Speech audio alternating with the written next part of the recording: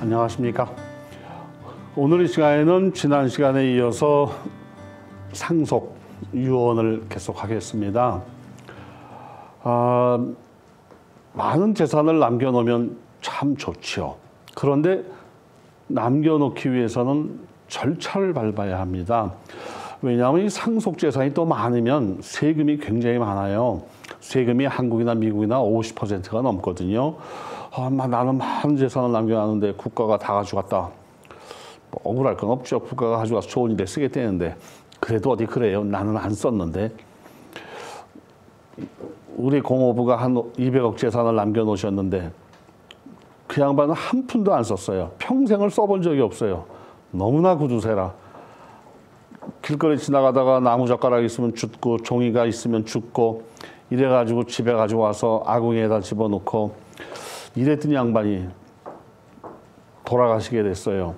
가족이 다 모여 있는데 부인을 부릅니다. 부인이 우리 고모예요. 여보, 이리 와. 그때 고모가 무릎으로 겨서 그때야 이제 온돌방에 앉아 있을 때 아니에요. 갔죠. 갔더니 저 벽에 내 바지요. 그때는 아무 부자라도 벽에다가 못질해가지고 옷 걸어놨거든요.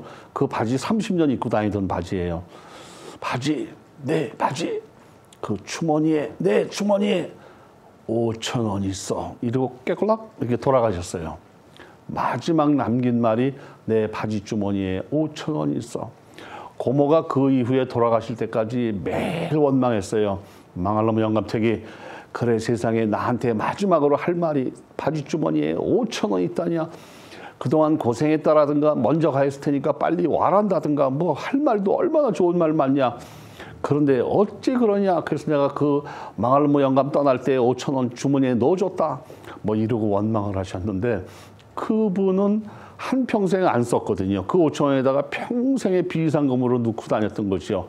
혹시 급한 일 있으면 쓸까 하고. 그랬는데 죽는 마당에 가만히 생각해 보니까 아이고 저 바지 주머니에 5,000원 있는데 내가 20년도 넘게 주머니에다 넣고 다니던 건데 사람들이 나 죽으면 저 바지 불에 태워버리면 그 아까운 돈 어떡하란 말이냐. 아마 그래서 저승사자가 갑시다 하는데 잠깐만요. 나 이거 말 한마디만 하고 가야 돼요. 이러고 아마 버텼나 보지요. 모든 기운을 다해가지고 그 바지 주머니에 5,000원 하고 돌아가셨어요. 아이고 그러면 뭐예요. 그 재산 그렇게 남겨놓으면. 그런데 여러분들도 그런 사람 많아요. 재산 남겨놓은 사람들을 치고 돈 쓴 사람은 없어요. 다 구두쇠예요. 죽어라고 안 써요. 죽어라고. 쓸 줄을 몰라. 쓸 줄을 모르니까 그 재산이 모아졌어요. 그런데 자식들은요. 여러분 가만히 생각해 보세요. 자식들한테 내가 돈을 쓸 줄 모르니까 자식들이 뭐 해달랄 때 한 번도 해준 적이 없어요. 근데 부모가 돌아가셨어. 그 재산을 남겨놓고 돌아가셨어. 나는 한평생 써본 적이 없어. 친구들하고 찐빵도 먹고 싶고 옷도 사 입고 싶은데 우리 아버지가 그거 해달라고 그랬다가는 야구방망이로 때렸어. 그러는 바람에 못 썼어. 그따가 물려받아. 그 돈이요 1년이면 다 써요. 아무리 많이 남겨도 자기들은 50년 동안 안 쓰고 모아놨는데 자식은요 1년이면 다 날려버립니다. 그러니까 그렇게 재산 많이 남겨놓으려고 애쓰지 마세요. 옛날에 우리 어릴 때는 안 남겨놓고 가면 굶어 죽으니까. 요즘은요 굶어 죽는 애들 없어요. 너무 많이 먹어서 죽지. 그러니까 재산 남겨놓으려고 그렇게 쓰지 마세요. 지금도 혹시 재산 때문에 밤에 잠을 못 자고 이걸 큰아들 놈 줄까? 근데 며느리가 좀 싸가지가 없단 말이야. 둘째 줄까? 아이고 저놈은 무능해서 재산도 못 지킬 거야. 그렇다고 교회에 줄까? 다 좋은데 그 교회 장로가 마음에 안 들어. 이래가지고 고민하지 마시고 그냥 여러분이 살아계실 때 좋은 일에 쓰세요. 좋은 일에 쓰시고 갈 때 빈손으로 툭툭 털고 가세요. 자식 걱정 마시고. 자식 걱정 안 해도 잘 먹고 잘 살아요. 왜 그렇게 재산에다 미련 가지세요. 유언장을 작성하면 되는데요. 뭐 재산 남겨놓으려면 유언장을 쓰셔야 돼요. 지난 시간에 얘기한 것처럼 비디오 카메라로 멋있게 분장하고 옷 멋있게 입고 얘들아 보아라 그거 다 무효입니다. 그건 안 되니까요. 직접 쓰세요. 손이 떨려서 직접 못 쓰면 남보고 쓰라고 그래도 괜찮아요. 어쨌든 서면으로 써야 된단 말입니다. 요즘은 뭐 아이고 쓰기는 뭘 써 컴퓨터로 하지. 그러면 또 컴퓨터로 하셔도 되고요. 그래서 꼭 서면으로 유언장은 작성되어야 한다. 그리고 그 유언장에는요 2사람 이상의 증인이 들어가 있어야 돼요. 그 증인의 역할은 이게 유언장이다 하는 걸 알고 있고 이 사람이 맨정신으로 썼다 요것만 증명하는 겁니다. 이 내용이 어떤다 내용은 따질 거 없어요. 남의 유언장은 뭐하러 봐요. 그 내용을 증명해 그 유언장을 이 사람이 썼다는 것만 증명해 줄 수 있는 사람 두 사람이 증인이 필요합니다. 근데 그 증인이 큰아들과 둘째 아들 걔들이 재산 물려받아야 되거든요. 그러면 안 돼요. 당사자는 안 됩니다. 모르는 사람 유언장을 썼을 때 거기서 유산 물려받지 않을 사람 유산 물려받을 사람이 또 증인으로 쓰면요. 나중에 돌아가신 다음에 보면 유언장이 여러 장 나와요. 그래서 항상 유언장을 쓸 때에는 나의 가족은 배우자 누구누구와 자식 누구누구가 있다. 그 외에는 나는 자식이 없다. 이걸 꼭 쓰시고요. 그래야지 나중에 아버님 저를 이렇게 내버려 두고 가시면 어쩌말하는 말입니까? 아버님 얼굴도 못 본 우리 내 엄마는 어쩌란 말입니까? 드라마 나와요. 괜히 돌아가신 다음에 쟤 누구야? 저놈이 누군데 내 자식이래. 그래가지고 다시 살아올 수도 없고 고민하지 마시고 그것도 꼭 쓰셔야 됩니다. 나는 더 이상의 자식은 없다. 내가 이전에 작성한 유언장이 있다면 모두 무효이다. 그래서 오늘 날짜로 쓴 것만이 유효하다. 이렇게 적으시고요. 본인이 직접 쓰시면 돼요. 우리는 유언장 쓴다 그러면 괜히 기분이 이상해서 안 써요. 근데 서양 사람들은 이거 잘 써요. 쓰고 정월달, 1월달만 되면 변호사무실에 와서 내가 그동안 썼던 유언장 좀 바꾸려고요. 그래요? 왜 바꿔요? 집을 하나 또 샀단 말이지. 그럼 뭐하러 자꾸 사요? 돈을 쓰고 가라니까. 근데 요거는 또 큰아들 녀석을 주려고 그러니까 큰아들 녀석이 이혼을 했단 말이야. 그래서 요거는 막내 주고 뭐 이러면서 내용을 조금씩 바꿔요. 뭐 또 그런 낙으로 사는 사람도 있어요. 그거 10년, 20년 하는 사람도 있고. 그러니까 가능하면 유언장은 써놓으세요. 왜냐하면 유언장을 써놓지 않고 있다가 어느 날 뭐 그런 사람도 있잖아요. 점심 먹다가 비행기가 떨어져가지고 그 비행기에 깔려 죽은 사람도 있어요. 세상에 그런 일이 또 어디 있대요. 공군 비행기가 똑 떨어졌어요. 근데 우리 집에 떨어져가지고 점심 먹고 있던 사람이 깔려 죽었단 말이죠. 그럼 어떻게 해요? 유언장도 없는데. 그래서 유언장은 만약을 위해서 하나 그냥 해놓으세요. 뭐 힘든 거 아니잖아요. 해서 자식 주지 말고 나만 아는 곳에 두세요. 그거 없이 돌아가시면 미국의 경우는 프로베이트 코트라고 해서 프로베이트 코트는요. 법원이에요. 법원에서 내 재산 분배를 결정합니다. 내 재산을 내가 결정해야 되는데 내가 유언장이 없으니까요. 법정에서 법대로 결정을 하는 거죠. 미국 법은요. 내 재산의 반이 50%가 배우자에게 갑니다. 배우자에게 한평생 고생한 내 배우자에게 모든 재산의 반이 가니까 좋죠. 근데 사실은 내가 2달 전에 만났단 말이지. 근데 그 2달 전에 만난 배우자가 50%를 가져가요. 그러니까 나이 먹은 노인들이 재혼한다 그러면 자식들이 축하드립니다. 아이고 아버님, 아이고 어머님, 남은 인생 즐겁게 사세요. 이래야 될 텐데 그 나이에 무슨 재혼을 한단 말입니까? 이놈들이 눈을 불알아요. 이 망할 놈아. 내가 재혼하는데 네 허락받고 해야 되니 그 재산 가져갈까 봐. 아이고 재산이 없으면 좋을 걸. 그래가지고 나이 먹은 다음에 재혼도 못하고 자식 반대하는 바람에 재혼 못한다는 사람들이 꽤 많거든요. 오나가나 그놈의 재산이 문제예요. 그래서 유언장 못 쓰고 남겨두고 가면 배우자가 반, 나머지 반을 자식들의 숫자대로 나누어요. 자식이 셋이 있으면 나머지 그 반을 세 명의 자식에게 결혼을 했느냐 안 했느냐 뭐 이거하고 따질 거 없고 뭐 딸이냐 아들이냐 따질 거 없어요. 자식의 숫자대로 나눕니다. 그렇게 되니까요.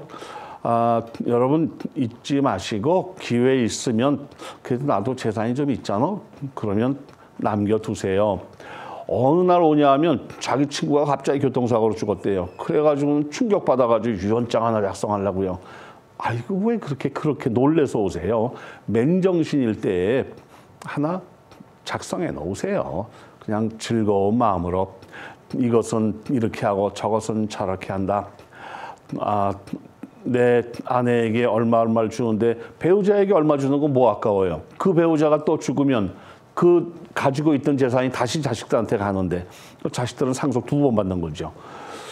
그렇게 해서 남겨놓고 그리고 이렇게 나누고 내 재산의 10%는 뭐 교회에 바친다 또는 장학재단에 바친다 뭐 어느 학교에 내가 감명 깊게 공부했는데 학교에 바친다 뭐 이렇게 해줄 수도 있고요. 떠나는 마당에 좋은 일에 쓸 거는 많잖아요. 가능하면요. 제가 그냥 해보니까요. 여러 사람 여러 케이스 해보니까 유산이 없으면 1등 유산을 남겨주지 않고 가면 2등 있는데 자식들이 싸우지 않게 하는 게 제일 중요해요. 유산 남겨놓으면 자식들이 꼭 싸우더라고요. 아니에요. 내 자식은 그렇게 안 싸워요. 내가 자식을 어떻게 키웠는데 아이고 그런 소리 마세요. 싸워요. 몇천 불만 있어도 싸워요. 절대로요. 그런 생각하지 마시고 재산이 없는 게 최선입니다. 없도록 하시고 만약에 프로베이트 코트로 넘어가면 이게 절차가 나오는데 한 2년 걸려요. 너무 많으니까. 죽은 사람도 많고 유산 남겨놓고 간 복잡한 재산도 많고 이러니까 순서대로 결정해야 되는데 하루 이틀에 결정되는 게 아니에요. 미국은 그렇지 않아도 뭐 오래 걸리잖아요. 한국 같으면 3일이면 될 것도 여기는 석 달 걸리잖아요. 뭐가 그렇게 오래 걸려. 머리들이 나빠서 그래요. 그래서 한 2년 만에 결정돼서 나와요. 뭐 복잡한 것도 아닌데 집 하나 있고 저 시골에 조그만 땅 하나 있는데 그거 결정하는데 뭘 2년씩 걸려. 그런데 자식들이 셋이 있다 보니까 나한테 물려준 거 아직 아닌데 그 페이먼이 있잖아요. 페이먼을 안 해요. 세금도 안 내고요. 페이먼 안 내고 세금 안 내고 그럼 페이먼은 석 달만 안 내면 은행이 가져가고 세금은 5년 안 내면 정부가 차업하고 그래서 이리 뛰어가고 저리 뛰어가고 하는 바람에 2년 후에 보니까 없어요. 이런 경우들도 많거든요. 그건 또 억울하잖아요. 내 뜻은 그게 아니었는데. 그러니까 프로베이트 코트로 넘어가는 것은 좀 피해야 하는 것이 좋습니다. 재산을 자식들에게 남겨줄 것이라면 유언장을 작성하세요. 유언장이 복잡한 거 아니니까 쉽게 작성하세요. 만약에 내가 유언장 하려고 다 보니까 너무 많어 재산이. 아유, 알고 보니까 한국에 있는 땅도 내 이름으로 돼 있고 아이 장난삼아 저 사막에 사는 땅도 아직도 내 이름으로 돼 있고 집도 그렇고 좀 값이 오르면 저거 팔아가지고 내 배우자와 크루즈 여행이나 떠나려고 그랬는데 간다 너무 추워서 못 가고 너무 더워서 못 가고 와이프가 감기 걸려서 못 가고 내가 허리 아파서 못 가고 이래 미루고 저래 미루고 하다 보니까 그냥 그대로 남겨놓고 있네요. 아이고 쓰다 보니까 그것도 남았는데 저건 또 누구죠? 누구 주려고 생각해놓고 적다 보니까 그놈이 엊그제 나한테 와서 좀 못된 말을 했단 말이지. 아버지는 돈의 노예예요. 노예? 그래 노예 돈 넌 쓰지 마라. 또 그놈 빼놓고 며칠 지나니까 또 마음이 아파. 그래서 이리 바꾸고 저리 바꾸고 하다가 못 썼어요. 그런데 재산이 많으면 리빙 트러스트라고 해가지고 미리 대책을 세워놓을 수도 있어요. 그래서 리빙 트러스트는 왜 좋으냐 하면 내가 죽기 전에 모든 재산이 가야 할 곳을 미리 마련해 놨기 때문에 나 죽은 다음에 세금을 안 내요. 상속세를. 그게 어디야? 상속세 안 내는 것도요. 여러분 큰 재산 됩니다. 그러니까 리빙 트러스트를 해놓는 방법도 괜찮아요.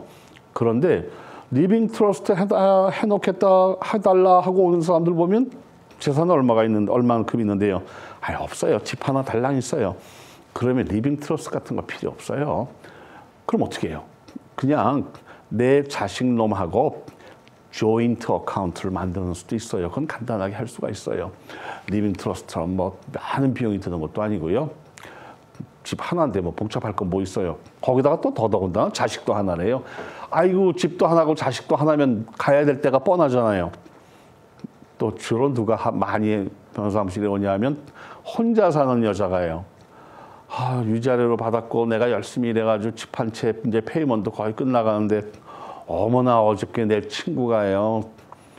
여행 갔다가 아 글쎄 어찌 돼서 죽었잖아요. 얼마나 세상이 그러든지. 그래서 제가 이 리빙 트러스트 해놓고 우리 자식놈 나 죽은 다음에 잘 살라고 해놓으려고요. 이러고 걱정을 해요. 아이고 그렇게까지 걱정 안 해도 돼요. 그 재산을요 아들하고 공동 재산으로 만들어 놓으면 돼요. 그걸 뭐 조인트 어카운트라고 하거든요. 조인트 프로퍼티로 해가지고 해놓으면 그렇게 심각하게 뭐 고민 안 해도 돼요. 그래서 그런 거 등등도 가까운 변호사 사무실이 있으면은 찾아가서 한번 상의해 보시고요. 가까운 변호사 사무실에 갔더니 말이 안 통해서요. 아이고 너무 말이 문제란 말이야. 아이고 그러면 전화 뭐 하시든가 이렇게 하세요. 그렇게 해서 내 재산을 살면서 마련해 놨어요. 아유 좋은 얘기예요. 특히 남의 나라까지 와서 내가 쓰고 남은 재산이 있어서 자식에게 물려준다. 아이고 훌륭하게 사셨어요. 잘 사셨는데 잘 생각해 보세요. 내가 훌륭하게 잘 사는 건지 그냥 세상에 구두쇠 소리 들으면서 그냥 남한테 아무것도 안 주고 내 자식들한테도 안 주고 내 배우자가 나 실가락지 하나만 해줘 했는데 실 같은 소리하고 앉았네. 그래가지고 나가가지고 코스모스 따다가 손가락에서 붙들어 매준 적은 없는지 그러면 반지도 좀 해주고요. 우리도 샤브샤브 좀 해먹자 했더니 샤브샤브 같은 소리를 해라. 이러고 안 줬으면 오늘부터 매일 드세요. 그리고 나이 먹은 다음에 잘 먹고 잘 살아야 오래 살아요. 여러분 120년 살 거거든요. 100세 인생 그러는데 100세 인생은요. 지금 80, 90 되신 분들이 100세고 지금 60대 미만인 사람이 100살 될 때쯤 되면 한 40년 될 거 아니에요. 40년 될 때쯤 되면 그때는 120세 살아요. 몰라요. 그 다음에 더 살지도 너도 나도 다 모세같이 400년 살지도 몰라요. 그러면 그때 가서 어떻게 해요? 그러니까 그럼 또 많은 사람들이 그래요. 아유 그렇게 살면 뭐래요. 건강하게 살아야지. 그땐 건강해지지요. 지금 고생하시는 분이 뭐 때문에 고생해요? 신경통 때문에요. 류마티스, 관절염. 아이고 밤에 잠이 안 오고요. 허리가 아파서. 그런 거는요. 그런 통증 이런 거는 앞으로 몇 년 안에 다 해결됩니다. 관절염 주사 하나 딱 맞으니까 낫네요. 아이고 나는 디스크가 있어서 한평생 골프도 못 쳤다고. 디스크 앞으로는 쉽게 고쳐집니다. 이런 세상이 금방 오거든요. 금방. 10년 후, 20년 후가 아니고. 그러니까 그냥 올바른 정신 가지고 건강하게 사시고. 근데 나이 먹었어도 돈이 좀 필요해요. 돈벌이도 좀 하세요. 연금만 받고 살라고 그러지 말고. 그래서 열심히 일하시고요. 상속에 대해서 꼭 좀 기억하셨다가 이 자식들에게 남겨줄 재산이 있으면 조인트 어카운트로 한다는 거 기억하셨다가요. 여러분 재산의 명의에는 한국은 그냥 공동명의 이렇게 하나만 있는데 여기는 그 자세히 나눠져 있어요. 공동명의 중에서도 부부지간에는 재산이 커뮤니티 프로퍼티로 들어가 있어요. 커뮤니티 프로퍼티라고 하는 것은 너와 내가 공동으로 이 재산을 갖는단 말이에요. 그래서 한쪽이 세상을 떠나면 다른 한쪽으로 자동으로 넘어가요. 이거는 세금 안 내요. 원래 내 재산이었는데 한 사람이 빠진 거니까요. 그래서 커뮤니티 프로퍼티고요. 그 대신에 이혼을 하게 되면 이것을 또 나누어야 됩니다. 50대 50의 권리가 있어요. 그래서 어떤 사람들은 내 와이프한테 이름 못 둬. 나 혼자 명의로 할 거야. 글쎄 많은 한국에서 그렇게들 살았는데 여기는 명의를 줬든 안 줬든 부부는 공동재산입니다. 커뮤니티 프로퍼티예요. 이혼하면 50대 50의 권리를 갖는다. 한쪽이 죽으면 자동으로 한 사람의 명의가 된다. 이게 커뮤니티 프로퍼티고요. 남남지간에 같은 교회 신도끼리 아니면 고등학교 동창들끼리 아니면 친목회 회원들끼리 어떤 정보가 하나 있어요. 저 집 사놓으면 저 땅 사놓으면 큰 돈 된대요. 이래가지고 돈을 걷어가지고 땅을 샀네요. 근데 그럼 누구 명의로 해요? 공동명의요. 그냥 공동명의 되는 것만 알고 공동명의니까 조인트 어카운트겠죠? 그렇겠죠? 조인트란 영어는 우리도 알죠? 그 조인트 어카운트로 해놔요. 여러분 이렇게 하면 큰일 나요. 조인트 어카운트라고 하는 것은 한 사람이 죽으면 그 다음 사람에게 넘어가는데 그 사람이 동의하지 않으면 중간에 명의 변경도 못하는 거예요. 그러니까 조인트 어카운트는 누가 갖는 거냐 하면 부모, 자식 간에. 아버지가 있는데 자식에게 이 재산을 물려주고 싶어. 그러면 조인트 어카운트로 하면 됩니다. 조인트 어카운트로 했다가 내가 죽으면 내 부채는 그냥 내버려 두고 요 재산만 넘어가요. 이게 조인트 어카운트예요. 그런데 남하고 해놨다. 곤란하잖아요. 남하고 해놓으면 젊은 사람하고 노인네가 조인트 어카운트로 재산을 만들었어요. 한국에서 와가지고 한국이나 뭐 중국이나 남의 나라 사람들은 재산을 못 갖는다고 그래가지고 물어도 안 보고 자네 이름 좀 빌리게 해가지고 82살 난 할아버지가 22살 난 청년회 회장하고 이름을 같이 넣네요. 조인트 어카운트로. 그러면 이 젊은이가 그냥 안 나타나면 명의 변경 안 돼요. 한평생 못 해요. 그게 조인트 어카운트입니다. 그래서 조인트 어카운트가 내 자식 놈이면 되는데 그러니까 조금 속상하죠. 자식도 조인트 어카운트로 재산을 넘겨줬더니 그날부터 안 찾아온대요. 제가 이 못된 경우만 예를 드는 게 아니고 하도 그런 경우가 많아서요. 세상에는 못된 놈이 많아요. 내 자식은 안 못됐겠지 했더니 재산 앞에서는 내 자식도 눈이 홀라당 돌아간단 말이죠. 그래서 재산 관계는 조심하셔야 돼요. 네, 어쨌든 조인트 어카운트는 자식과 부모 간에, 그 다음에 커뮤니티 프로퍼티는 부부지간에, 그 다음에 남남지간에 공동으로 투자한 것이라면 테넌트 인 커먼이라고 하는 것이 있어요. 테넌트 인 커먼이라고 하는 것은요, 내 개인적인 지분이 인정되고 내가 내 지분만큼 담보를 잡는다거나 매매를 한다거나 상속을 한다거나 이것이 인정되는 게 테넌트 인 커먼이에요. 조인트 어카운트로 해놓으면 못 움직여요. 못 바꿉니다. 커뮤니티 프로퍼티도 안 됩니다. 그건 부부지간에만 할 수 있는 겁니다. 남남지간에 모여가지고 너하고 나하고 재산을 공동으로 사가지고 우리 커뮤니티 프로퍼티로 하자. 부부도 아닌데 무슨 커뮤니티 프로퍼티예요. 이건 부부지간에만 하는 겁니다. 그러니까 재산을 소유할 때 이거 다 그대로 우리말로 해서 가전되면 다 공동재산이죠. 커뮤니티 프로퍼티, 테넌트 인 커먼, 조인트 프로퍼티 이게 다 공동재산이라는 소리인데 그것도 내용이 조금씩 다르니까 그냥 부부지간에는 뭐 고민할 거 없어요. 커뮤니티 프로퍼티 하는데 또 이 얘기를 듣고 어떤 젊은이들이 커뮤니티 프로퍼티 아니 우리는 죽는 날까지 헤어지지 말어. 우린 조인트 프로퍼티로 하자. 그래서 조인트 프로퍼티로 해요. 할 수 있어요. 뭐 명의 변경할 때 우린 조인트로 할래요. 근데 세상에 처음에 결혼할 때는 천사 같은 사람이 한 2년, 3년 지나니까 무슨 천사가 저렇게 변한다니, 고양이처럼 변한다니. 그런데 그래서 만약에 헤어지게 됐어요. 조인트 프로퍼티로 해놓으면 저거 못 나눠요. 이혼했는데도 둘이서 합의해서 나누면 되는데 어디서 배웠는지 저거 못 바꿔주겠대요. 그러면 못 나눠요. 끝까지 갖고 있어야 돼요. 나는 나이가 많고 저 와이프는 나이가 적은데 아무래도 내가 먼저 갈 거 아니에요? 물론 모르죠. 그렇게 욕심내니까 먼저 갈 수도 있기는 하겠지만 조인트로 하시는 거 아닙니다.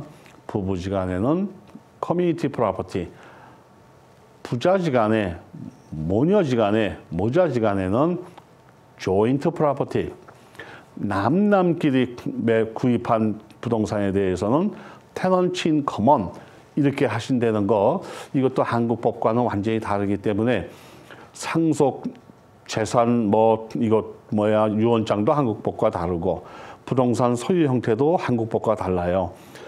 나라법이 한국과 미국과 달라 문자화로 서로 서맞지 아니할세 이런 식이죠. 그러니까 여러분 잘 기억해 두셔야 돼요. 이거를 지금 기억하셔야지 이 다음에 나이 먹은 다음에 나이 더 먹은 다음에 그때 가서 알고 봤더니 이렇게 됐대요. 이런 사람들도 많거든요. 나중에 후회하지 마시고요. 미리미리, 그러니까 법 공부 잘했잖아요. 그죠?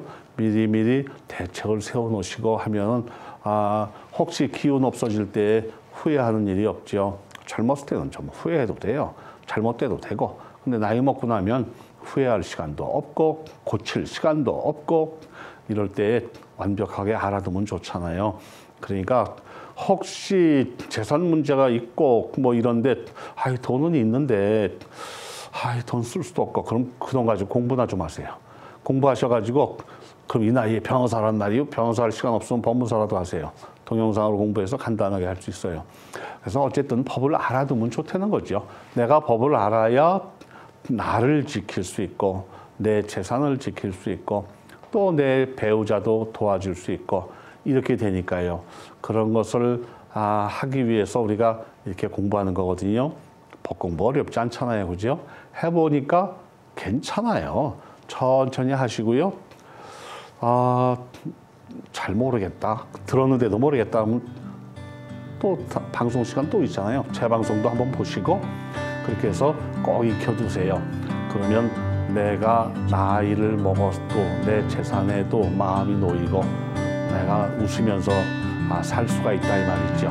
그렇게 생각하시면 되겠습니다. 즐겁게 사세요. 감사합니다.